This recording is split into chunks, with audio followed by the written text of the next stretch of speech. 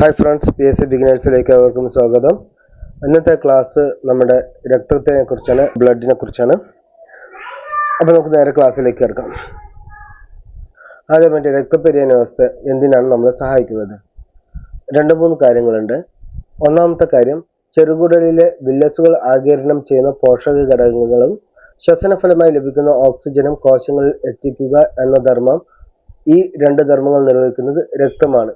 അപ്പോൾ എന്താണ് രക്തത്തിന്റെ പ്രധാന പരിപാടി എന്ന് പറയുന്നത്? ഒന്ന്, നമ്മുടെ ഓക്സിജനെ കോശങ്ങളിലേക്ക്, നമ്മൾ ലങ്സിലേക്ക് എത്തിക്കുന്ന ഓക്സിജനെ കോശങ്ങളിലേക്ക് എത്തിക്കുക എന്നത് രക്തത്തിന്റെ ധർമ്മമാണ്. അതുപോലെ ചെറുകുടലിലെ വില്ലസുകൾ ആഗിരണം ചെയ്യുന്ന പോഷകഘടകങ്ങൾ അവ കോശങ്ങളിലേക്ക് എത്തിക്കുന്നതും രക്തമാണ്. ഇനി അതില്ലാതെ നമ്മുടെ ബോഡിയുടെ മൊത്തം ടെമ്പറേച്ചർ കോൺസ്റ്റന്റ് ആക്കിയിട്ട് എല്ലാവരുടെയും ഒരുപോലെ തുല്യമാക്കി വയ്ക്കുന്നതും നമ്മുടെ രക്തമാണ്. അടുത്തത്, ഹീമോഗ്ലോബിൻ എന്ന വർണ്ണവസ്തുവിന്റെ സാന്നിധ്യമാണ് രക്തത്തിന് എന്ത് നിറം നൽകുന്നത്? നമ്മുടെ ചുവപ്പ് നിറം നൽകുന്നത്. ഇനി രക്തത്തിന് 2 ഘടകങ്ങളാണുള്ളത്. ഒന്ന് പ്ലാസ്മ, രണ്ടാമത്തത് കോശങ്ങളാണുള്ളത്. ഈ കോശങ്ങളിൽ വരുന്നതാണ് പ്ലേറ്റ്ലെറ്റ്, വെളുത്ത രക്തകോശം, അതുപോലെ ചുവന്ന രക്തകോശം എന്ന് പറയുന്നത്. പ്ലാസ്മ എന്ന് പറയുന്നത് രക്തത്തിന്റെ ദ്രാവക ഭാഗമാണ്. അതിന് ഇളം മഞ്ഞ നിറമാണ്. ഗ്ലൂക്കോസിനെ കോശങ്ങളിലേക്ക് എത്തിക്കുക എന്നതാണ് പ്ലാസ്മയുടെ ധർമ്മം. പ്ലേറ്റ്ലെറ്റുകൾ എന്ന് പറയുന്നത് ഏറ്റവും ചെറിയ കോശങ്ങളാണ്. ഇവയുടെ കാറ്റഗറിയൊക്കെ കറക്റ്റായിട്ട് ഞാൻ ഇനി പറയുന്നുണ്ട്. ഇപ്പോൾ ജസ്റ്റ് ഒരു ഇൻട്രൊഡക്ഷൻ മാതിരി തുടങ്ങിയിട്ട് ഫുള്ളായിട്ട് ക്ലാസ് വരുന്നതാണ്. പ്ലേറ്റ്ലെറ്റ് പറയുന്നത് രക്തം കട്ടപിടിക്കുന്നതിന് സഹായിക്കുന്നതാണ്. ചുവന്ന രക്താണുക്കൾ എന്ന് പറയുന്നത് അത് ഡിസ്കിന്റെ ആകൃതിയാണ്. മർമ്മമില്ല. ഹീമോഗ്ലോബിൻ അടങ്ങിയിരിക്കുന്ന ഓക്സിജൻ, കാർബൺ ഡൈ ഓക്സൈഡ് എന്നിവയുടെ വിനിമയമാണ് ചുവന്ന രക്തകോശങ്ങൾക്കുള്ളത്. വെളുത്ത രക്തകോശങ്ങൾ അല്ലെങ്കിൽ വൈറ്റ് ബ്ലഡ് സെൽ അല്ലെങ്കിൽ ശ്വേതരക്താണുക്കൾ എന്ന് പറയുന്നത് നിശ്ചിത ആകൃതിയില്ല, മർമ്മമുണ്ട്, രോഗാണുക്കളെ നശിപ്പിക്കുന്നു. അപ്പം ഞാൻ ഓൾറെഡി കാണിച്ചു, രക്തത്തിൽ എന്തൊക്കെയാണ്? പ്ലാസ്മയാണ്, രക്തകോശങ്ങളാണ്. ഈ രക്തകോശങ്ങൾ എന്ന് പറയുന്നത് 45%, പ്ലാസ്മ എന്ന് പറയുന്നത് 55%. അത് ഓർത്ത് വയ്ക്കുക. എന്താണ്? പ്ലാസ്മ എന്ന് പറയുന്നത് 55%, രക്തകോശങ്ങൾ എന്ന് പറയുന്നത് 45%.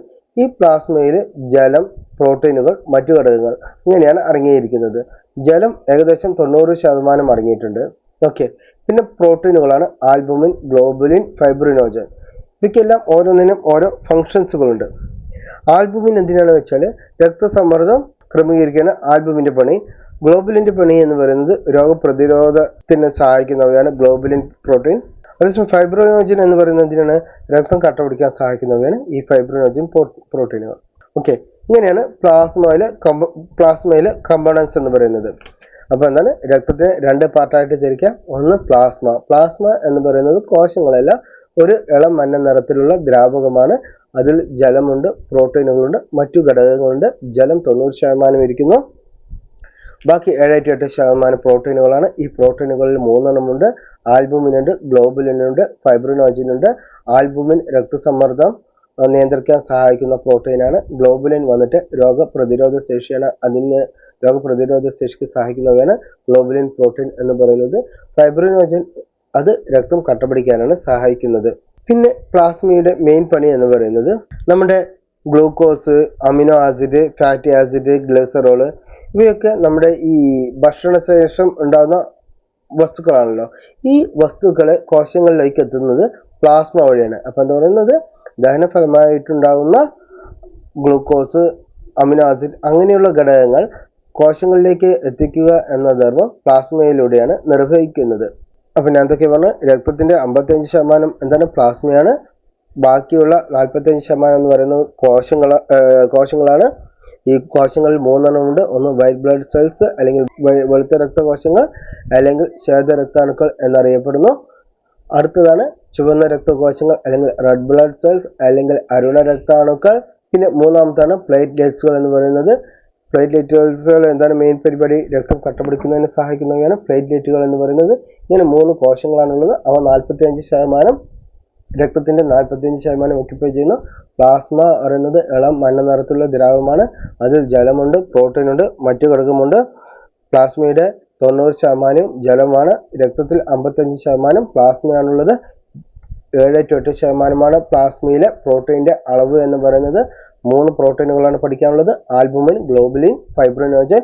ആൽബുമിൻ രക്തസമ്മർദ്ദത്തിന് നിയന്ത്രിക്കാൻ സഹായിക്കുന്നവയാണ്. ഗ്ലോബുലിൻ രോഗപ്രതിരോധ രോഗപ്രതിരോധമാണ് അതിൻ്റെ സഹായിക്കുന്നവയാണ്. ഗ്ലോബുലിൻ പ്രോട്ടീൻ, ഫൈബ്രിനോജൻ രക്തം കട്ടപിടിക്കാൻ സഹായിക്കുന്നവയാണ്.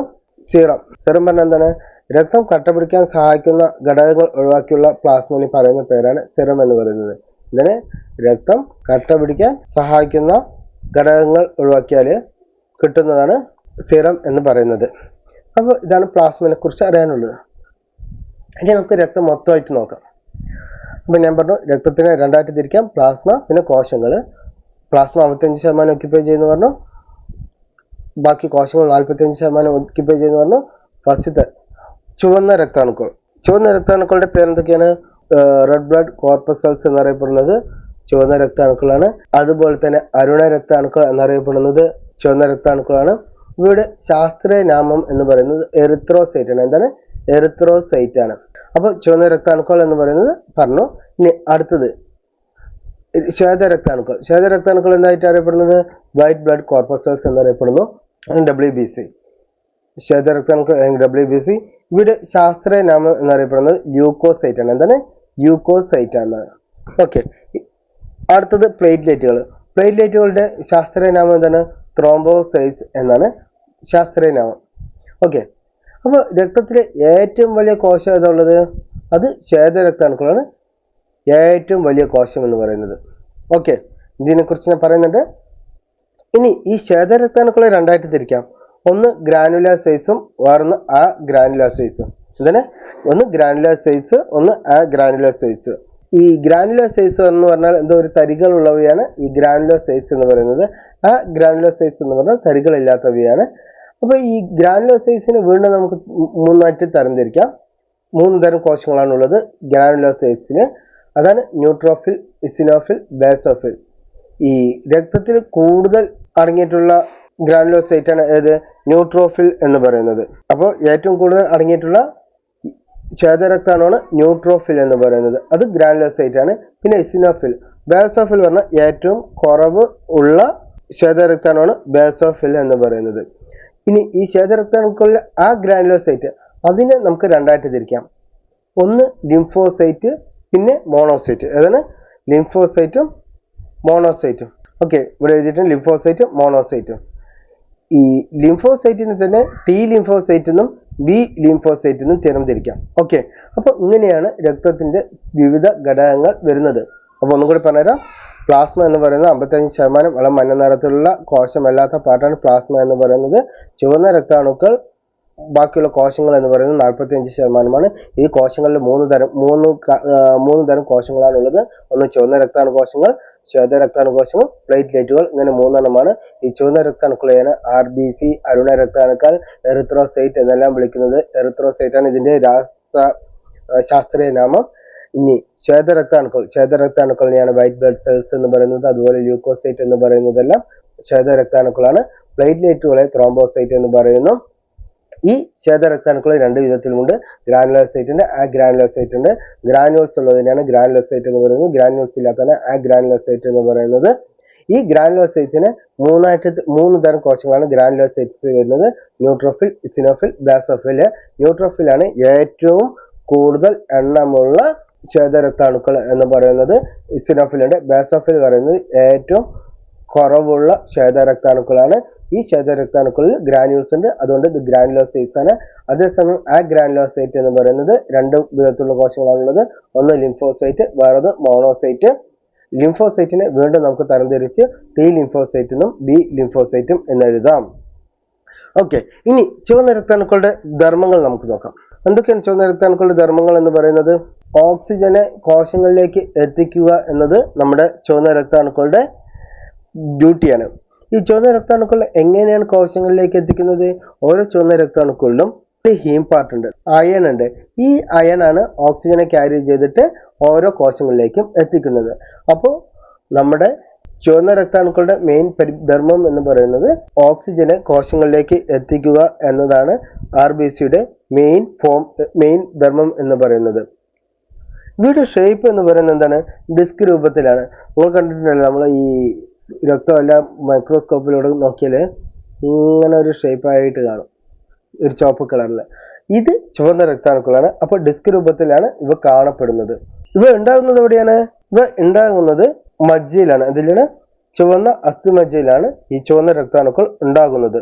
അതുപോലെ ഒരു മില്ലിമീറ്റർ ക്യൂബ് ഏകദേശം 5 to 5.5 ദശലക്ഷം കോശങ്ങളാണ് ഉള്ളത്. അരുണ രക്ത കോശങ്ങൾ എത്രയുണ്ട്? 5 to 5.5 ദശലക്ഷം എണ്ണം ചുവന്ന രക്താണുക്കൾ ഒരു മില്ലിമീറ്റർ ക്യൂബ് രക്തത്തിലുണ്ട്. അപ്പോൾ ഈ ചുവന്ന രക്താണുക്കൾക്ക് ആവശ്യമായിട്ടുള്ള മെയിൻ മൂലകം അയണാണ്. അരുണ രക്താണുക്കളുടെ കാലാവധി അല്ലെങ്കിൽ ആയുസ് എന്ന് പറയുന്നത് 120 ദിവസമാണ്. എത്രയാണ്? 120 ദിവസമാണ് ഈ ചുവന്ന രക്താണുക്കളുടെ ആയുസ് എന്ന് പറയുന്നത്. ഇവയുടെ കുറവ് മൂലം ഉണ്ടാകുന്ന രോഗമാണ് എന്ത് പറയുന്നത്? അനീമിയ. എന്താണ് അനീമിയ എന്ന് പറയുന്നത്? ഇവയുടെ ആധിക്യം മൂലം ഉണ്ടാകുന്ന രോഗമാണ് എന്ത്? പോളിസൈത്തീമിയ എന്ന് പറയുന്നത്. എന്താണ് പോളിസൈത്തീമിയ എന്ന് പറയുന്നത്? ഈ ചുവന്ന രക്താണുക്കൾക്ക് എന്തില്ല? മർമ്മമില്ല. ഓർത്ത് വെച്ചോളൂ, ചുവന്ന രക്താണുക്കൾക്ക് മർമ്മമില്ല. മർമ്മം പറഞ്ഞാൽ എന്താണ്? ന്യൂക്ലിയസ് ഇല്ല. ഓക്കെ. പക്ഷെ നമ്മുടെ ഒട്ടകത്തിന് മാത്രം ഒരു എക്സെപ്ഷൻ ഉണ്ട്. അവയ്ക്ക് ചുവന്ന രക്താണുക്കൾക്ക് മർമ്മമുണ്ട്. അപ്പോൾ ചുവന്ന രക്താണുക്കൾ എവിടെ വെച്ചാണ് നശിപ്പിക്കപ്പെടുന്നത്? പ്ലീഹയിൽ വെച്ചാണ് നശിപ്പിക്കപ്പെടുന്നത്.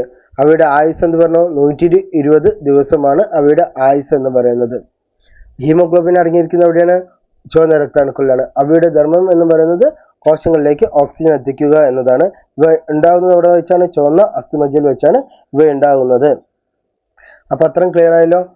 ഇനി നമുക്ക് നേരെ പ്ലേറ്റ്ലെറ്റിലേക്ക് പോവാം. പ്ലേറ്റ്ലെറ്റുകളുടെ പേര് തന്നെ പറഞ്ഞത് ത്രോംബോസൈറ്റ്സ് എന്നാണ് അവയുടെ ശാസ്ത്രീയ നാമം. അവ എവിടെ ഉണ്ടാകുന്നത്? അസ്ഥിമജ്ജയിലെ കോശങ്ങളിൽ നിന്നാണ് ഉണ്ടാകുന്നത്. അസ്ഥിമജ്ജയിലെ മഹാമർമ്മ കോശം അവിടെ നിന്നാണ് അസ്ഥിമജ്ജയിലെ മഹാമർമ്മ കോശത്തിൽ നിന്നാണ് എന്തുണ്ടാകുന്നത്? പ്ലേറ്റ്ലെറ്റുകൾ ഉണ്ടാകുന്നത്. ഏറ്റവും ചെറിയ രക്തകോശം എന്ന് പറയുന്നത് പ്ലേറ്റ്ലെറ്റുകളാണ്. അപ്പൊ ഏറ്റവും വലിയ രക്തകോശം ഏതാണ്?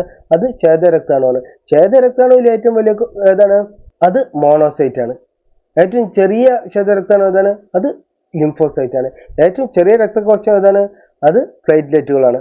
ഇവയുടെ പ്ലേറ്റ്ലെറ്റുകളുടെ ആയുസ് എന്ന് പറയുന്നത് 10 ദിവസമാണ്. എത്രയാണ്? ഇതിന് 10 ദിവസം ആയുസുള്ളൂ. ഇതെവിടെ ഉണ്ടാകുന്ന പറഞ്ഞു? അസ്ഥിമജ്ജയിലെ മഹാമർമ്മ കോശം എന്ന ഭാഗത്തു നിന്നുമാണ് ഈ പ്ലേറ്റ്ലെറ്റുകൾ രൂപപ്പെടുന്നത്. ഇവയ്ക്ക് 10 ദിവസമാണ് ആകൃതി. രക്തം കട്ടപിടിക്കാൻ സഹായിക്കുന്നവയാണ്. അവ ഏറ്റവും ചെറുതാണ്. ഇതാണ് പ്ലേറ്റ്ലെറ്റുകളെ കുറിച്ച് പറയേണ്ടത്.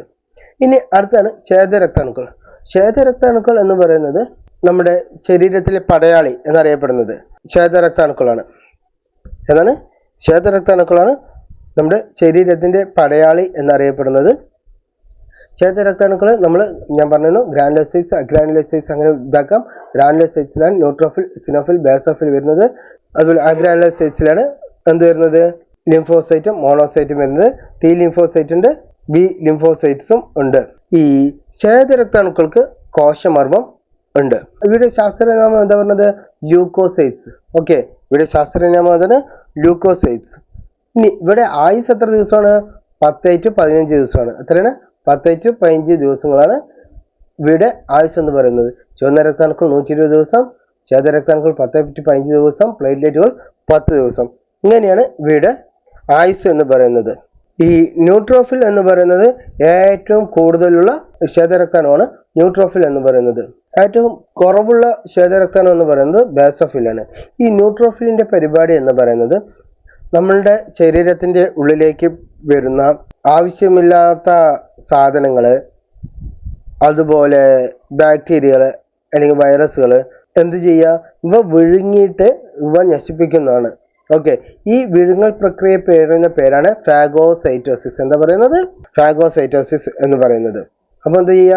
ന്യൂട്രോഫിൽ ഇങ്ങനെ വരുന്ന അന്യ കോശങ്ങളെ അല്ലെ അന്യ ജീവികളെ, അന്യ വൈറസുകൾ അല്ലെങ്കിൽ ഇങ്ങനെയുള്ള ജീവികളെ വിഴുങ്ങി നശിപ്പിക്കും. ആ ഒരു പ്രോസസ്സാണ് ഫാഗോസൈറ്റോസിസ് എന്ന് പറയുന്നത്. ഇനി ഇസിനോഫിൽ എന്ന് പറയുന്നത് അലർജിയുമായി ബന്ധപ്പെട്ട കാര്യങ്ങളിൽ ഏർപ്പെടുന്നവയാണ് ഇസിനോഫിൽ എന്ന് പറയുന്നത്. ഇവ അണുബാധ തടയുന്ന ഒരു ഛേദരക്താണുവാണ് ഇസിനോഫിൽ എന്ന് പറയുന്നത്. അപ്പൊ എന്തൊക്കെയാണ് ഇസിനോഫിലിനെ കുറിച്ച് പറയാനുള്ളത്? ഒന്ന്, അണുബാധ തടയുന്ന ഛേദരക്താണുവാണ് ഇസിനോഫിൽ. അതുപോലെ തന്നെ അലർജിയുമായി ബന്ധപ്പെട്ട കാര്യങ്ങൾ ചെയ്യുന്ന ഛേദരക്താണുവാണ് ഇസിനോഫിൽ എന്ന് പറയുന്നത്. ഇനി ബേസോഫിൽ എന്ന് പറയുന്നത് ഏറ്റവും കുറവ് ശ്വേതരക്താണുവാണ്. ഏറ്റവും കുറവുള്ള ശ്വേതരക്താണുവാണ് ബേസോഫിൽ എന്ന് പറയുന്നത്. പിന്നെ ഇവിടെ വേറൊരു പരിപാടി എന്ന് പറയുന്നത് മറ്റു ശ്വേതരക്തകോശങ്ങളെ ഉത്തേജിപ്പിക്കുക എന്നത് ബേസോഫിലിന്റെ പരിപാടിയാണ്. ഇതില്ലാതെ ഇവ 2-3 ഹിസ്റ്റമിൻ, സെറട്ടോണിൻ, ഹെപ്പാരിൻ തുടങ്ങിയവ ഉണ്ടാക്കിയിട്ട് വീങ്ങൽ പ്രക്രിയയിൽ ഏർപ്പെടുന്നത് ബേസോഫിലാണ്. ഓക്കെ, അപ്പോൾ ബേസോഫിലിന്റെ പരിപാടികൾ എന്തൊക്കെയാണ്? ഒന്നാമത്തത് ബേസോഫിലാണ് ഏറ്റവും കുറവുള്ള ശ്വേതരക്താണു എന്ന് പറയുന്നത്. അതുപോലെ ഇവ മറ്റു ശ്വേതരക്താണുക്കളെ ഉത്തേജിപ്പിക്കുന്നവയാണ്. അതില്ലാതെ ഹിസ്റ്റമിൻ, സെറട്ടോണിൻ, ഹെപ്പാരിൻ തുടങ്ങിയവ ഉണ്ടാക്കിയിട്ട് നമ്മുടെ വീങ്ങൽ അങ്ങനെയുള്ള പ്രതിരോധ പ്രവർത്തനത്തിന് സഹായിക്കുന്നവയാണ് ഈ ബേസോഫിൽ എന്ന് പറയുന്നത്. നമ്മൾ പിന്നെ പറഞ്ഞു ഈ ശ്വേതരക്താണുക്കളിൽ വേറെ 2 ഗ്രൂപ്പ് ഉണ്ട്. അഗ്രാനുലോസൈറ്റ്സ് ഉണ്ട്. ആ അഗ്രാനുലോസൈറ്റ്സിൽ വരുന്നതാണ് ലിംഫോസൈറ്റും മോണോസൈറ്റും. ഈ മോണോസൈറ്റ് എന്ന് പറയുന്നത് എന്താണ്? ഇവയും ഈ ന്യൂട്രോഫിലിനെ പോലെ വിഴുങ്ങുന്ന ടൈപ്പ് കോശങ്ങളാണ്. അതായത് മറ്റുള്ള അന്യവസ്തുക്കളെയും അന്യജീവികളെയും വിഴുങ്ങി നശിപ്പിക്കുന്നവയാണ് മോണോസൈറ്റ് എന്ന് പറയുന്നത്. മോണോസൈറ്റ് ആണ് ഏറ്റവും വലിയ ശ്വേതരക്താണു എന്ന് പറയുന്നത്. ശരീരത്തിലെ പടയാളി എന്ന് നമ്മൾ ആദ്യം വിളിച്ചിരുന്നത് മൊത്തം ശ്വേതരക്താണുക്കളെ പറയുന്ന പേരാണ്. പ്രതിരോധ ഭടന്മാർ അല്ലെങ്കിൽ പട്ടാളക്കാർ എന്ന് പറയുന്നത് ഈ ശ്വേതരക്താണുക്കളെയാണ്. ഇനി ലിംഫോസൈറ്റുകൾ 2 വിധത്തിലാണ് ഉള്ളത് പറഞ്ഞു. ഒന്ന് ടി ലിംഫോസൈറ്റ്. ടി ലിംഫോസൈറ്റ് എന്ന് പറഞ്ഞാൽ തൈമസ് ഗ്രന്ഥിയിൽ വെച്ച് ഉണ്ടാകുന്നവയാണ് ടി ലിംഫോസൈറ്റുകൾ എന്ന് പറയുന്നത്. അപ്പോൾ തൈമസ് നമുക്കറിയാം നമ്മുടെ ചെറുപ്രായത്തിൽ ഉണ്ടാകുന്നവയും വലിപ്പമാകുമ്പോൾ ചുരുങ്ങി ഇല്ലാതാവുന്നവയുമാണ് ഈ തൈമസ് ഗ്രന്ഥി എന്ന് പറയുന്നത്. ക്യാൻസർ കോശങ്ങളെ നശിപ്പിക്കുന്നവയൊക്കെയാണ് ഈ ടി ലിംഫോസൈറ്റ് എന്ന് പറയുന്നത്. നമ്മുടെ എയ്ഡ്സ് ഒക്കെ വരുന്ന സമയത്ത് ഈ ലിംഫോസൈറ്റാണ് ലിംഫോസൈറ്റിന്റെ മേലെയാണ് ഈ എയ്ഡ്സ് വൈറസ് ആക്രമണമാകുന്നത്. അങ്ങനെയാണ് രോഗപ്രതിരോധ ശേഷി ഇല്ലാതാവുന്നത്. ഇനി ബി ലിംഫോസൈറ്റ് എന്ന് പറയുന്നത് അസ്ഥിമജ്ജയിൽ വെച്ച് ഉണ്ടാകുന്നവയാണ്. അവയുടെ ധർമ്മം എന്ന് പറയുന്നത് ആന്റിബോഡി ഉണ്ടാക്കലാണ്.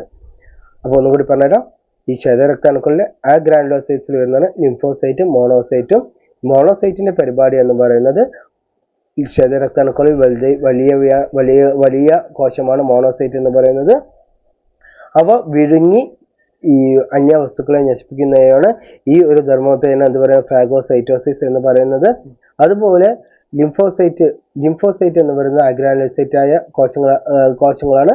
2 തരത്തിലുണ്ട്. ടി ലിംഫോസൈറ്റ് ഉണ്ട്, ബി ലിംഫോസൈറ്റ് ഉണ്ട്.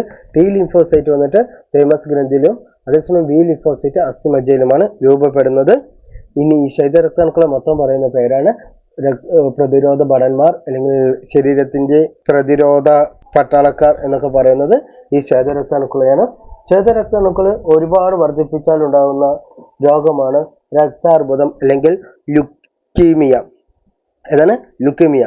അപ്പോൾ വൈറ്റ് ബ്ലഡ് സെൽസ് കൂടുതൽ ഉണ്ടാകുന്ന മൂലം ആധിക്യം മൂലം ഉണ്ടാകുന്ന രോഗമാണ് എന്ത് പറയുന്നത് ലുക്കീമിയ എന്ന് പറയുന്നത്. എന്താണ് ഇവിടെ ഞാൻ ഈ സൈഡിൽ എഴുതാം, ലുക്കീമിയ എന്ന് പറയുന്നത്.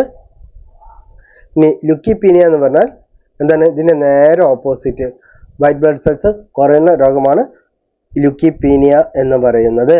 അപ്പോൾ രക്തത്തെക്കുറിച്ച് പറഞ്ഞു. രക്തത്തെ കുറിച്ചുള്ള പഠനമാണ് എന്ത് പറയുന്നത് ഹീമറ്റോളജി. എന്താണ് ഹീമറ്റോളജി എന്ന് പറഞ്ഞാൽ എന്താണ്? രക്തത്തെ കുറിച്ചുള്ള പഠനത്തിന് എന്ത് പറയാ ഹീമറ്റോളജി എന്ന് പറയുന്നത്. രക്തകോശങ്ങളുടെ നിർമ്മാണ പ്രക്രിയയെ പറയുന്ന പേരാണ് ഹീമോപോയിസസ്. എന്താണ് ഹീമോപോയിസസ് എന്ന് പറഞ്ഞാൽ എന്താണ്? രക്തം ഉണ്ടാകുന്ന നിർമ്മാണ പ്രക്രിയയാണ് എന്തെന്ന് പറയുന്നത് രക്തകോശങ്ങളുടെ നിർമ്മാണ പ്രക്രിയയാണ് നമ്മൾ ഹീമോപോയിസസ് എന്ന് പറയുന്നത്. അതുപോലെ ഈ രക്തം എന്ന് പറയുന്നത് എന്താണ്? യോജക കലകളാണ്. എന്താണ്? യോജക കലകളാണ്.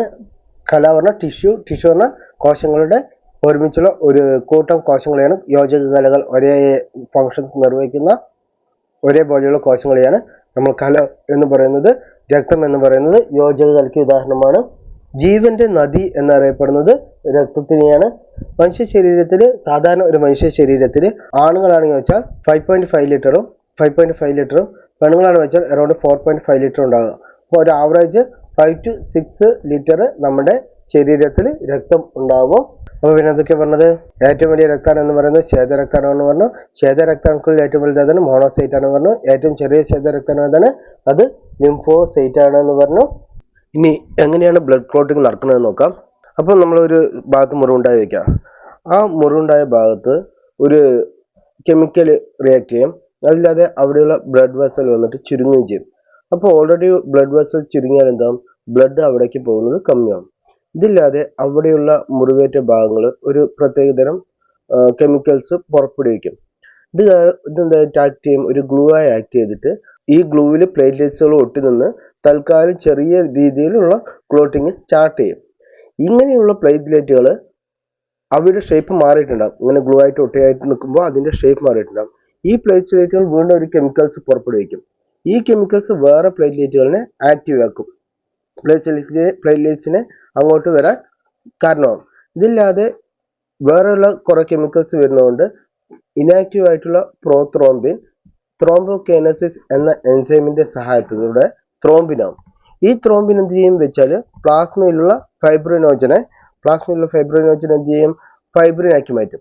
ഈ ഫൈബ്രിൻ എന്താണ്, ഈ ഫൈബ്രിൻ വന്നിട്ട് വൽക്കണങ്ങൾ പോലെ ഇങ്ങനെ ചേർന്ന് നിന്ന് ആ മുറിവിൽ നിൽക്കും. അങ്ങനെ ഈ ഫൈബ്രിനോജൻ വലയായിട്ട് നിന്നിട്ട് ഈ ബ്ലഡിനെ ഒന്നും വെളിയിലേക്ക് കടക്കാതെ അങ്ങനെ ബ്ലഡ് ക്ലോട്ടിങ് നടത്തി വെക്കും. ഇങ്ങനെയാണ് സംഭവിക്കുന്നത്. ഞാൻ ഒന്നും കൂടി പറഞ്ഞുതരാം. നമ്മുടെ എവിടെയെങ്കിൽ വല്ല മുറിവുണ്ടാകുന്ന സമയത്ത് അവിടെയുള്ള ബ്ലഡ് വെസൽ ചുരുങ്ങും. ബ്ലഡ് വെസൽ ചുരുങ്ങുന്ന സമയത്ത് അവിടെയുള്ള ബ്ലഡ് പോകുന്ന ഒഴുക്ക് കമ്മിയാവും. ഈ ഒരു സമയത്ത് ആ മുറിവേറ്റ ഭാഗത്ത് നിന്ന് ഒരു പ്രത്യേകതരം കെമിക്കൽസ് ഒക്കെ ഉണ്ടാകും. ഈ കെമിക്കൽസ് ഗ്ലൂ പോലെ ആക്ട് ചെയ്തിട്ട് അവിടെ പ്ലേറ്റ്ലെറ്റ്സിനെ അവിടെ ഒട്ടിച്ചു വെക്കും. ഈ ഒട്ടിച്ചു വെച്ച പ്ലേറ്റ്ലെറ്റ്സ് വീണ്ടും കെമിക്കൽസ് റിലീസ് ചെയ്യും. ഈ റിലീസ് ചെയ്യുന്ന കെമിക്കൽസ് അടുത്ത പ്ലേറ്റ്ലെറ്റ്സിനെ ആകർഷിക്കും. അതില്ലാതെ ബാക്കിയുള്ള വേറെ കുറെ കെമിക്കൽസ് കുറെ പ്രോസസ്സ് നടന്നിട്ട് എന്ത് ചെയ്യും വെച്ചാൽ ഇനാക്റ്റീവ് ആയിരുന്ന പ്രോത്രോംബിൻ ത്രോംബോകൈനസിസിന്റെ സഹായത്തോടെ എന്താണ് ത്രോംബോകൈനസിസിന്റെ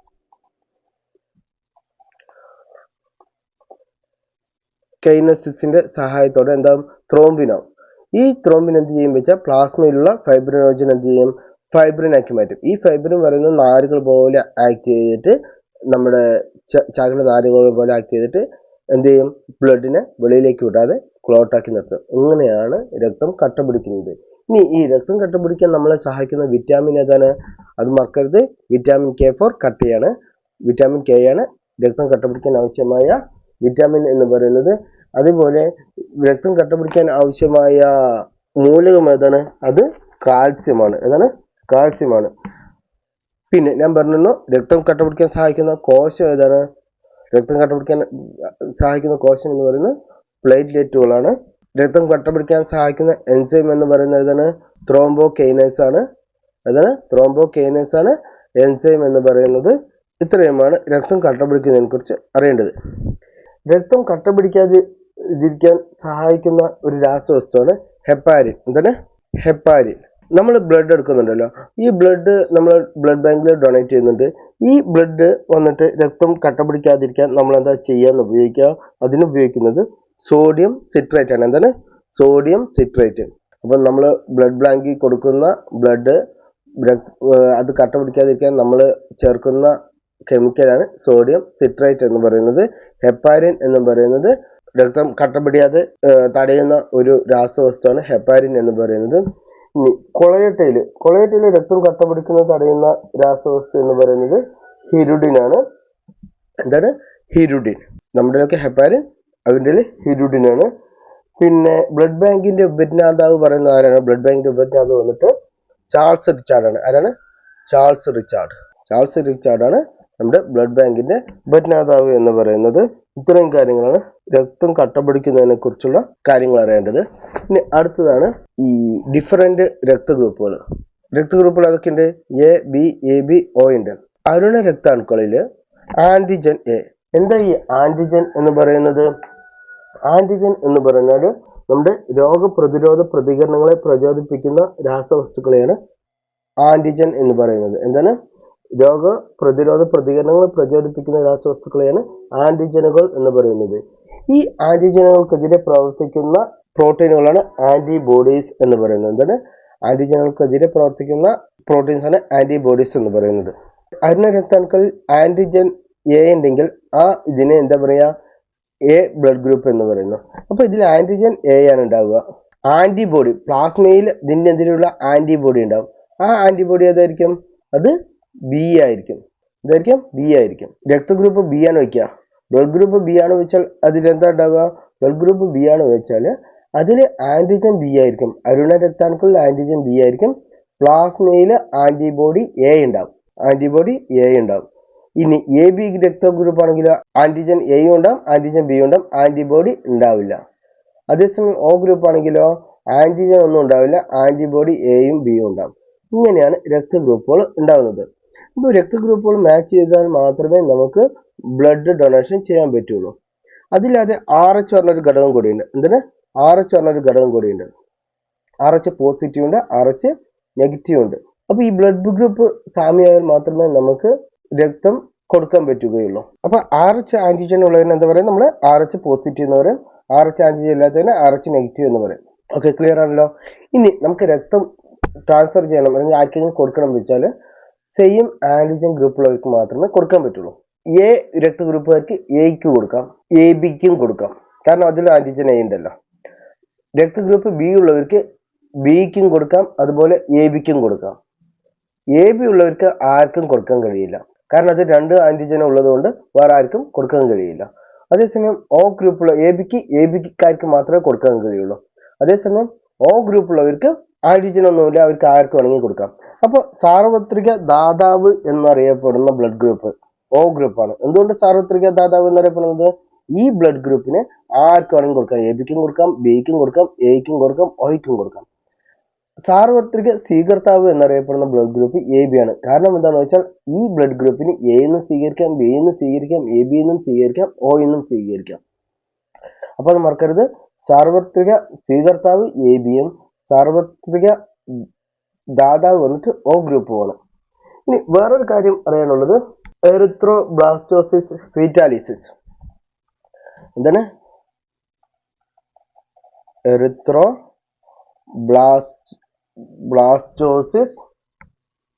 ഫാറ്റാലിസ്.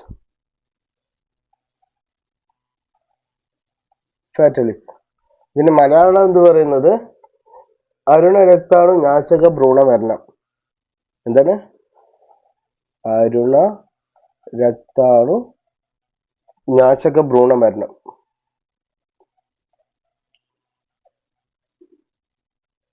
ഇതെന്താണെന്ന് പറഞ്ഞുതരാം. അതായത് ഒരു യുവതി, അവരുടെ RH വന്നിട്ട് നെഗറ്റീവ് ആണ്.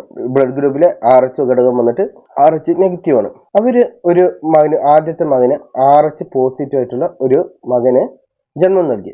അത് ഈ പ്രസവിക്കുന്ന സമയത്ത് ചിലപ്പോൾ ഈ രക്തമെല്ലാം കൂടിച്ചേരാൻ സാധ്യതയുണ്ട്. പ്ലാസന്റയിലൂടെ ചെറുതായി കൂടിച്ചേരാൻ സാധ്യതയുണ്ട്. അപ്പൊ അങ്ങനെ കൂടിച്ചേരുന്ന സമയത്ത് എന്ത് സംഭവിക്കും?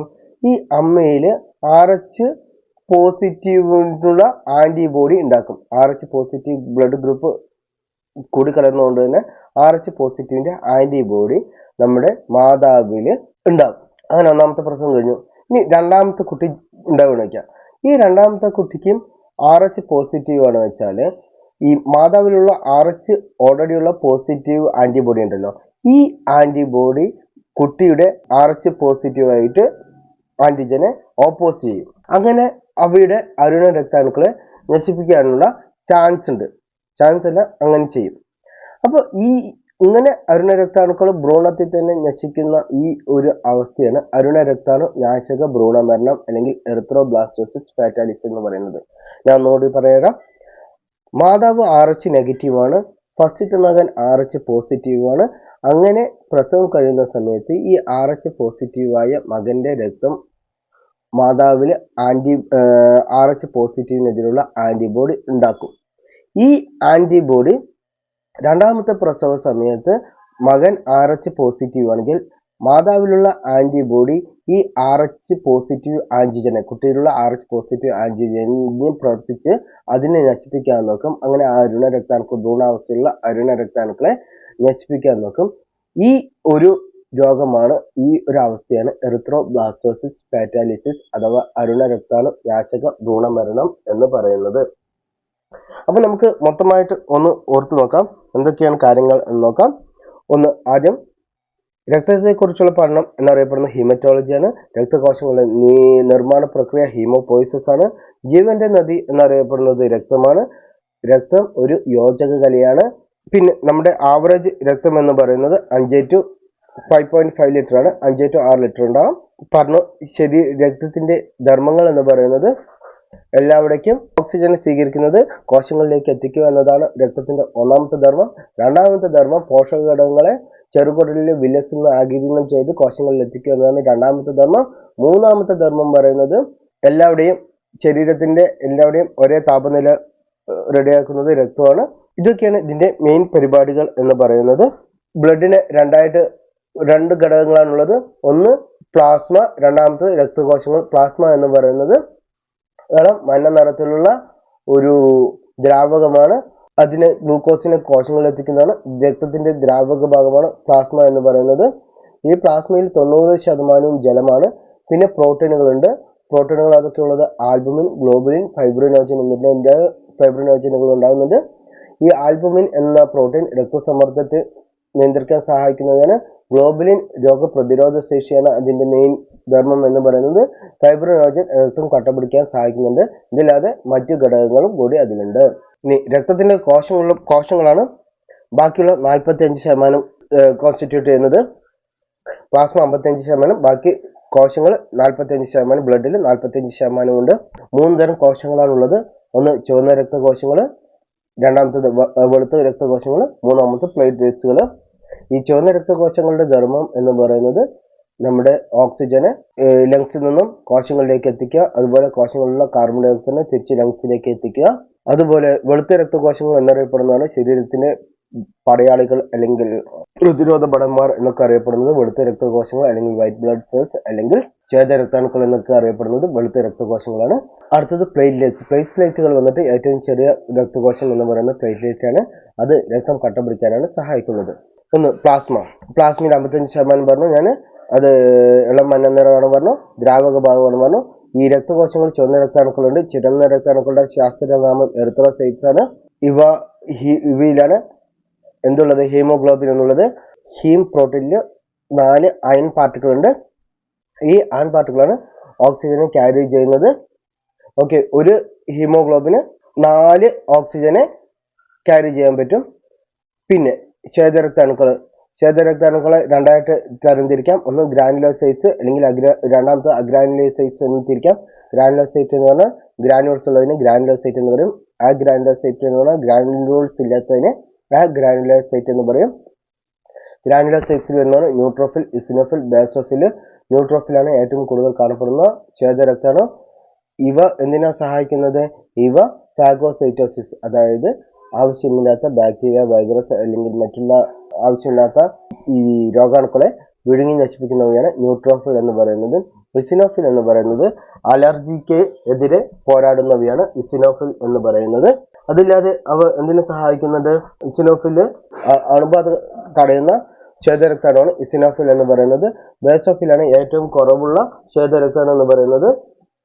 ഇവ ഹിസ്റ്റമിൻ, സെറോട്ടോണിൻ, ഹെപ്പാരിൻ തുടങ്ങിയ സ്രവിച്ചിട്ട് ഒരു വീങ്ങൽ എന്നുള്ള ആദ്യത്തെ പ്രതിരോധ പ്രക്രിയയിൽ ഏർപ്പെടുന്നവയാണ്. അതില്ലാതെ മറ്റു ശ്വേതരക്താണുക്കളെ ഉത്തേജിപ്പിക്കുക ഉപയോഗിക്കുകയാണ് ബേസോഫിലിന്റെ ധർമ്മങ്ങൾ എന്ന് പറയുന്നത്. ഈ ന്യൂട്രോഫിൽ ഇങ്ങനെ വിഴുങ്ങുന്ന പ്രക്രിയ പറയുന്ന പേരാണ് ഫാഗോസൈറ്റോസിസ് എന്ന് പറയുന്നത്. ഈ അഗ്രാനുലോസൈറ്റിനെ രണ്ടായി തിരിക്കാം: ലിംഫോസൈറ്റ്, മോണോസൈറ്റ്. മോണോസൈറ്റ് ആണ് ഏറ്റവും വലിയ ശ്വേതരക്താണു. രക്തകോശങ്ങളിൽ ഏറ്റവും വലിയ രക്തകോശം എന്ന് പറയുന്നത് ശ്വേതരക്താണുവാണ്. ശ്വേതരക്താണുക്കളിൽ ഏറ്റവും വലുത് എന്ന് പറയുന്നത് മോണോസൈറ്റ് ആണ്. മോണോസൈറ്റും എന്തിനാണ് ഇങ്ങനെ വിഴുങ്ങി നശിപ്പിക്കുന്നതാണ് മോണോസൈറ്റുകൾ എന്ന് പറയുന്നത്. ആവശ്യമില്ലാത്ത ജീവികളെയും പ്രാണികളെയല്ല, വൈറസ്, ബാക്ടീരിയ അങ്ങനെയുള്ള എല്ലാ സാധനങ്ങളെയും വിഴുങ്ങി നശിപ്പിക്കുന്നതാണ് മോണോസൈറ്റ് എന്ന് പറയുന്നത്. ഈ ഒരു പ്രക്രിയയാണ് ഫാഗോസൈറ്റോസിസ് എന്ന് പറയുന്നത്. ഈ അഗ്രാനുലോസൈറ്റ് വേറെ ഒന്നാണ് ലിംഫോസൈറ്റ് എന്ന് പറയുന്നത്. ലിംഫോസൈറ്റിനെ വീണ്ടും ടി ലിംഫോസൈറ്റും ബി ലിംഫോസൈറ്റും ആയിട്ട് തിരിക്കാം. ടി ലിംഫോസൈറ്റ് എന്ന് പറയുന്നത് തൈമസ് ഗ്രന്ഥി ഉൽപ്പാദിപ്പിക്കുന്നവയാണ്. ക്യാൻസർ കോശങ്ങളെ നശിപ്പിക്കുന്നവയാണ് ടി ലിംഫോസൈറ്റ് എന്ന് പറയുന്നത്. ബി ലിംഫോസൈറ്റുകൾ എവിടെ നിന്നാണ്? അവ ആന്റിബോഡി ഉൽപ്പാദിപ്പിക്കുന്നവയാണ്. അത് അസ്ഥിമജ്ജ വെച്ചാണ് ഉണ്ടാകുന്നത്. ചുവന്ന രക്താണുക്കൾ ചുവന്ന അസ്ഥിമജ്ജയിലാണ് ഉണ്ടാകുന്നത്. ശ്വേതരക്താണുക്കൾ അസ്ഥിമജ്ജയിൽ തന്നെയാണ്. പ്ലേറ്റ്ലെറ്റുകൾ മഹാമർമ്മ കോശം എന്ന അസ്ഥിമജ്ജയിലെ കോശങ്ങളിൽ നിന്നാണ് ഉണ്ടാകുന്നത്. പ്ലേറ്റ്ലെറ്റുകളുടെ ശാസ്ത്രനാമം ത്രോംബോസൈറ്റോസിസ് ആണ്. രക്തം കട്ടപിടിക്കാൻ സഹായിക്കുന്നവയാണ്. അവയുടെ ആയുസ് എന്ന് പറയുന്നത് 10 days ആണ്. ശ്വേതരക്താണുക്കളുടെ ആയുസ് എന്ന് പറയുന്നത് 10 to 15 ദിവസമാണ്. ചുവന്ന രക്താണുക്കളുടെ 120 ദിവസമാണ്. ഇനി ശ്വേതരക്താണുക്കൾ അധികം ഉണ്ടാകുന്ന അവസ്ഥയാണ് ലുക്കീമിയ എന്ന് പറയുന്നത്. ഒരു ക്യാൻസറാണ് ലുക്കീമിയ എന്ന് പറയുന്നത്. അതേസമയം ശ്വേതരക്താണുക്കൾ കുറഞ്ഞ് ഇല്ലാതാകുന്ന ഒരു അസുഖമാണ് ലുക്കോപീനിയ എന്ന് പറയുന്നത്. ക്ലിയർ ആണല്ലോ? ഇനി അടുത്തത് രക്തഗ്രൂപ്പുകൾ പറഞ്ഞു. ബ്ലഡ് ഗ്രൂപ്പ് എ എന്ന് പറഞ്ഞാൽ അവയിൽ അരുണ രക്താണുക്കളിൽ ആന്റിജൻ എ ഉണ്ടാവും, പ്ലാസ്മയിൽ ആന്റിബോഡി ബി ഉണ്ടാവും. രക്തഗ്രൂപ്പ് ബി എന്ന് പറയുമ്പോൾ ആന്റിജൻ ബി അരുണ രക്താണുക്കളിൽ ഉണ്ടാവും, ആന്റിബോഡി എ പ്ലാസ്മയിൽ ഉണ്ടാവും. എ ബി എന്ന് പറഞ്ഞാൽ ആന്റിജൻ എയും ബിയും ഉണ്ടാവും, ആന്റിബോഡി ഉണ്ടാവില്ല. ഒ എന്ന് പറഞ്ഞാൽ ആന്റിജൻ ഒന്നും ഉണ്ടാവില്ല, ആന്റിബോഡി എയും ബിയും ഉണ്ടാവും. ആർ എച്ച് പറഞ്ഞിട്ട് വേറൊരു ആന്റിജനും ഉണ്ട്. ആർ എച്ച് ഉള്ളതിന് ആർ എച്ച് പോസിറ്റീവ് എന്ന് പറയും, ആർ എച്ച് ഇല്ലാത്തതിന് ആർ എച്ച് നെഗറ്റീവ് എന്ന് പറയും. ബ്ലഡ് ഗ്രൂപ്പ് എ ഉള്ളവർക്ക് ബ്ലഡ് ഗ്രൂപ്പ് എക്കും കൊടുക്കാം, എ ബിക്കും കൊടുക്കാം. ബ്ലഡ് ഗ്രൂപ്പ് ബി ഉള്ളവർക്ക് ബ്ലഡ് ഗ്രൂപ്പ് ബിയിലേക്കും കൊടുക്കാം, എ ബിയിലേക്കും കൊടുക്കാം. ബ്ലഡ് ഗ്രൂപ്പ് എ ബി ഉള്ളവർക്ക് എ ബിക്ക് മാത്രമേ കൊടുക്കാൻ പറ്റുള്ളൂ, വേറെ ആർക്കും കൊടുക്കാൻ പറ്റില്ല. പക്ഷെ എ ബി ഉള്ളവർക്ക് എല്ലാവരെയും സ്വീകരിക്കാം, എ എന്നും സ്വീകരിക്കാം, ബി എന്നും സ്വീകരിക്കാം, എ ബി എന്നും സ്വീകരിക്കാം, ഒ എന്നും സ്വീകരിക്കാം. അതുകൊണ്ട് അവര് സാർവത്രിക സ്വീകർത്താവ് എന്നറിയപ്പെടുന്നു. ഒ ബ്ലഡ് ഗ്രൂപ്പുള്ളവർക്ക് എ എന്നോ ബി എന്നോ എ ബി എന്നൊന്നും സ്വീകരിക്കാൻ പറ്റില്ല, ഒ എന്ന് മാത്രമേ സ്വീകരിക്കാൻ പറ്റുള്ളൂ. പക്ഷെ അവർക്ക് വേണമെങ്കിൽ എക്കും ബിക്കും എ ബിക്കും എല്ലാവർക്കും കൊടുക്കാം. അതുകൊണ്ട് അവരെ സാർവത്രിക ദാതാവ് എന്നറിയപ്പെടുന്നു. എറിത്രോബ്ലാസ്റ്റോസിസ് ഫാറ്റാലിസിസ് അരുണ രക്താണു നാശക ഭ്രൂണമരണം എന്താണെന്ന് ഞാൻ പറഞ്ഞു. രക്തഗ്രൂപ്പ് പിന്നെ ഒരു റയർ ആയിട്ടുള്ള രക്തഗ്രൂപ്പാണ് ബോംബെ ഗ്രൂപ്പ് എന്ന് പറയുന്നത്. പിന്നെ അഗ്ലൂട്ടിനേഷൻ എന്ന് പറഞ്ഞാൽ എന്താണ്? രക്തദാനം ചെയ്യുമ്പോൾ പരസ്പരം യോജിക്കാത്ത രക്തഗ്രൂപ്പുകൾ തമ്മിൽ ചേരുമ്പോൾ ഉണ്ടാകുന്ന അവസ്ഥയാണ് അഗ്ലൂട്ടിനേഷൻ എന്ന് പറഞ്ഞാൽ എന്താണ്? രക്തദാനം ചെയ്യുന്ന സമയത്ത് പരസ്പരം യോജിക്കാത്ത രക്തഗ്രൂപ്പുകൾ തമ്മിൽ ചേരുമ്പോൾ ഉണ്ടാകുന്ന അവസ്ഥയാണ് അഗ്ലൂട്ടിനേഷൻ എന്ന് പറയുന്നത്. ബോംബെ ഗ്രൂപ്പ് പറഞ്ഞാൽ ഒരു റയർ രക്തഗ്രൂപ്പാണ്. ബോംബെ രക്തഗ്രൂപ്പ് കണ്ടെത്തിയ വ്യക്തി ആരാണ്? ആരാണ് ബോംബെ രക്തഗ്രൂപ്പ് കണ്ടെത്തിയ ആരാണ്? ബെണ്ടയാണ്. അങ്ങനെയാണ് രക്തം കട്ടപിടിക്കുന്നത് ഞാൻ പറഞ്ഞു. രക്തം കട്ടപിടിക്കുന്ന സമയത്ത് പ്ലേറ്റ്ലെറ്റുകൾ ഉണ്ടാവും, അവിടെയുള്ള വെസൽ ചുരുങ്ങുന്ന സമയത്ത് അവ ഒരു കെമിക്കൽ ഉണ്ടാക്കും. കെമിക്കൽ എന്ത് ചെയ്യും? ഇതിനെ ഗ്ലൂ ആയി ആക്ട് ചെയ്ത് പ്ലേറ്റ്ലെറ്റുകളെ ഒട്ടിച്ചു വയ്ക്കും. ഈ ഒട്ടിച്ചു വെച്ച പ്ലേറ്റ്ലെറ്റുകൾ ഒരു കെമിക്കൽ ഇതാക്കിയിട്ട് വേറെ പ്ലേറ്റ്ലെറ്റുകളെ ആകർഷിക്കും. ഇതില്ലാതെ അവിടെ ഒരുപാട് ചെയിൻ റിയാക്ഷൻ നടന്നിട്ട് പ്രോത്രോംബിന് ത്രോംബോകൈനസിസ് എന്ന എൻസൈമിന്റെ സഹായത്തോടുകൂടെ ത്രോംബിനാവും. ഈ ത്രോംബിന് എന്ത് ചെയ്യും? ഇനാക്റ്റീവായ ഫൈബ്രിൻ ആക്കിയിട്ട് വലകൾ പോലെ ആക്ട് ചെയ്തിട്ട് ഈ രക്തത്തിനെ ക്ലോട്ട് ചെയ്തിട്ട് വെക്കും. രക്തം കട്ട പിടിക്കാതിരിക്കാൻ സഹായിക്കുന്ന രാസവസ്തുവാണ് ഹെപ്പാരിൻ എന്ന് പറയുന്നത്. കൊളൈറ്റൽ രാസവസ്തു ഹിരുഡിൻ ആണ്. പിന്നെ നമ്മൾ ബ്ലഡ് ബാങ്കിൽ രക്തം കട്ട പിടിക്കാതിരിക്കാൻ വേണ്ടി നമ്മൾ അതിൽ ചേർക്കുന്ന കെമിക്കലാണ് സോഡിയം സിട്രേറ്റ് എന്ന് പറയുന്നത്.